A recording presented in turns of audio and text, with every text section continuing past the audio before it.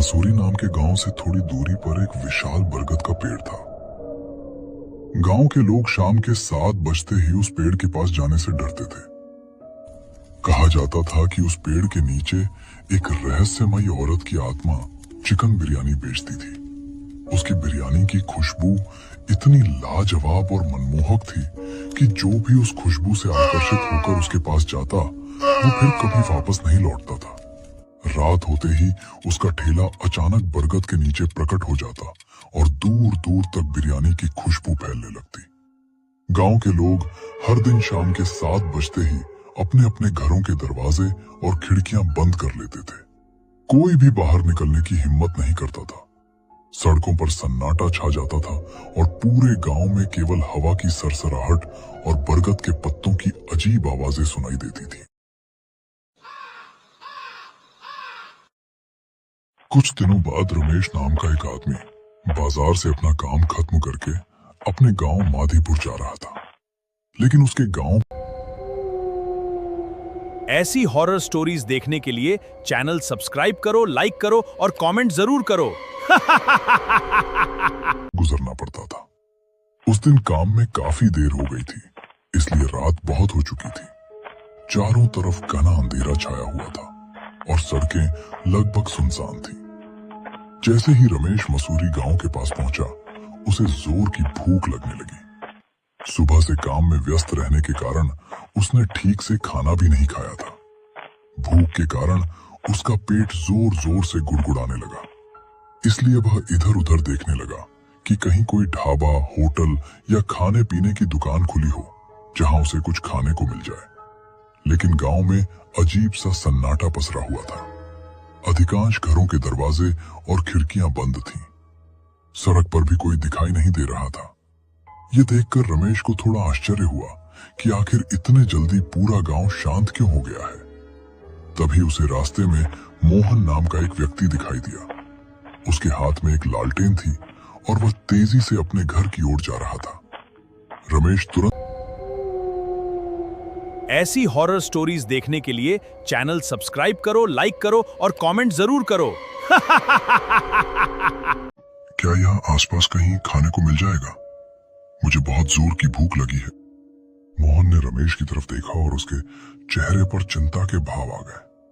वो कुछ क्षण चुप रहा, फिर धीमी आवाज में बोला, इस समय पूरे गांव में अब कोई दुकान खुली नहीं होगी, लेकिन अगर तुम्हें कहीं से बिरयानी की खुशबू आए तो भूल कर भी उस दिशा में मत जाना। मोहन इतना कहकर तेजी से अपने घर की ओर चला गया। लेकिन उसकी बातें सुनकर रमेश थोड़ा चिंतित हो गया। उसे समझ ही नहीं आया कि मोहन आखिर कहना क्या चाहता था। अगर कहीं बिरयानी की खुशबू आए तो उस तरफ मत जाना। ये बात उसके पल्ले बिल्कुल नहीं पड़ी। कुछ देर तक वो इसी बारे में सोचता रहा, लेकिन फिर उसने मन ही मन कहा, लगता है ये आदमी पागल है या फिर मेरे साथ मजाक कर रहा था। भला बिरयानी की खुशबू से भी किसी को खतरा हो सकता है क्या? ये सोचकर रमेश ने मोहन की बातों को नजरअंदाज कर दिया और बिना ज्यादा ध्यान दिए अपने गांव की ओर चलने लगा। रात और भी गहरी होती जा रही थी। सड़क के दोनों ओर घने पेड़ खड़े थे और ठंडी हवा चल रही थी। दूर दूर तक कोई इंसान दिखाई नहीं दे रहा था। कुछ दूर चलने के बाद रमेश की नजर पेड़ के नीचे खड़े एक ठेले पर पड़ी। ठेले पर एक लालटेन जल रही थी और उसके आसपास हल्की हल्की रोशनी फैल रही थी। वहां से चिकन बिरयानी की बेहद स्वादिष्ट खुशबू आ रही थी जो दूर तक फैल रही थी। ये देखकर रमेश के चेहरे पर खुशी आ गई। उसे लगा कि आखिरकार उसे खाने की जगह मिल ही गई। भूख के कारण उसका पेट भी जोर जोर से गुड़गुड़ा रहा था।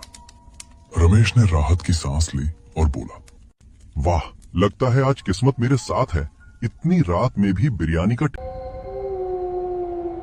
ऐसी हॉरर स्टोरीज देखने के लिए चैनल सब्सक्राइब करो, लाइक करो और कमेंट जरूर करो। रमेश को बिल्कुल भी अंदाजा नहीं था कि ये कोई साधारण ठेला नहीं था।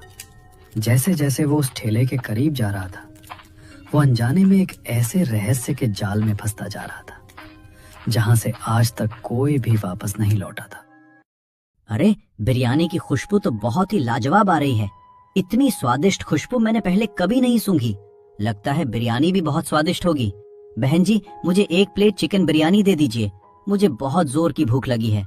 सुबह से कुछ ढंग का खाया भी नहीं है। रमेश ने मुस्कुराते हुए ये बात कही और ठेले के पास जाकर खड़ा हो गया।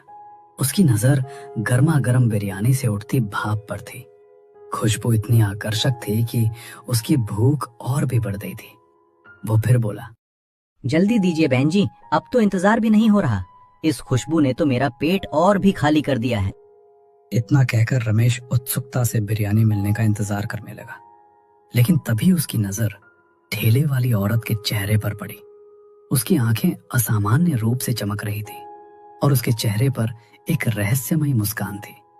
यह देखकर रमेश को थोड़ी अजीब अनुभूति हुई, लेकिन भूख के कारण उसने उस बात पर ज्यादा ध्यान नहीं दिया। उसे क्या पता था कि ये एक ऐसी बिरयानी थी जिसके पीछे एक भयानक रहस्य छिपा हुआ था। जैसे ही रमेश ने बिरयानी खाकर पैसे देने के लिए अपना हाथ आगे बढ़ाया, अचानक उसके सामने खड़ी औरत का चेहरा बदलने लगा। उसकी आंखें लाल हो गईं, चेहरा भयानक दिखाई देने लगा और देखते ही देखते वो एक डरावनी आत्मा के रूप में बदल गई। यह दृश्य देखकर रमेश के पैरों तले जमीन खिसक गई। उसके हाथ पैर कांपने लगे। ऐसी हॉरर स्टोरीज देखने के लिए चैनल सब्सक्राइब करो, लाइक करो और कमेंट जरूर करो। अगर कहीं बिरयानी की खुशबू आए तो भूलकर भी उस तरफ मत जाना। अब रमेश को समझ आ गया कि मोहन सच कह रहा था। वो मन ही मन सोचने लगा, हे भगवान, मुझसे ये क्या हो गया? मुझे उसकी बात मान लेनी चाहिए थी। डर के मारे उसने एक भी क्षण बर्बाद नहीं किया और वहां से तेजी से भागने लगा। उसके मन में अब सिर्फ एक ही बात चल रही थी, किसी भी तरह उस भयानक आत्मा से बचकर निकलना है। लेकिन वो आत्मा कोई साधारण आत्मा नहीं थी। रमेश जितना तेज भागता, आत्मा उतनी ही तेजी से उसके सामने प्रकट हो जाती।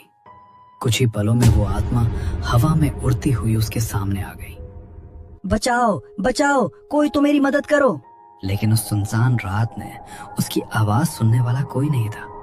पूरा गांव अपने घरों में बंद था और बाहर घना सन्नाटा पसरा हुआ था। आत्मा रमेश को हवा में उठाकर उस विशाल बरगद के पेड़ की ओर ले गई। देखते ही देखते वो उसे पेड़ की ऊंची शाखाओं के बीच ले गई। फिर एक भयानक चीख के साथ रमेश का शरीर धुएं की तरह गायब होने लगा और वो हमेशा के लिए उस शापित पेड़ का हिस्सा बन गया। भी मसूरी गांव के लोग कहते हैं कि रात के 7 बजे के बाद उस बरगद के पेड़ के नीचे बिरयानी की खुशबू फैलने लगती है। ऐसी हॉरर स्टोरीज देखने के लिए चैनल सब्सक्राइब करो, लाइक करो और कमेंट जरूर करो।